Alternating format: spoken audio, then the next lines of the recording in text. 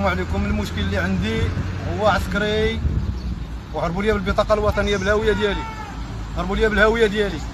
عندي الثقه في المؤسسات، سبب هو قال جاونا ما ديكلاراوش بينا، لارشيف ما عندناش في الرباط كلاس 2001 اللي هو قال جينا في طروازيام السيكيجي ديال اكادير ما ديكلاراوش بينا، اعتقلوني بعام ديال السجن بدون احكام.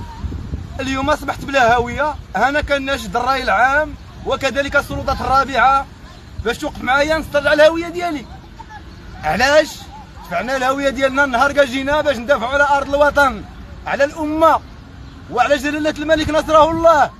اليوم اصبحنا في جيش ما عرفناش ديال من، واش شنو ذنبنا حنا ولاد الشعب؟ شنو ذنبنا اللي كيشدوا وراقنا وهربوا لنا بهم وسجنونا؟ بالضبط انا خدام في مدينه العيون، عسكري في كاتريام سيكيجي، يعني بريمير بيسياس في مدينه العيون، بطيون الدعم للقطاع العام.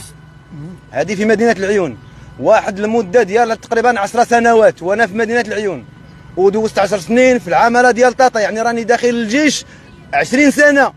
وكيفاش بريمير بيرو ما اكتشفتش بان كاينين ناس ما ديكلارينش اللي قال جاو هما اش بغاو يديروا بهم. واش فهمت؟ واخا فوقاش حسيتي براسك بانك مبيت؟ 2019 اللي حصلت الجوجه، 2019 حصلت الجوجه ديالي عندها العقد مع راجل اخر، والده معاه ولد معاه انا جوج. دفعت هذا الشيء للمحكمه، يعني العقد خرج من المحكمه ما استطاعوش يفكوا هذا المشكل، قال لهم الحل الوحيد هو هذا السيد هذا يتنفى.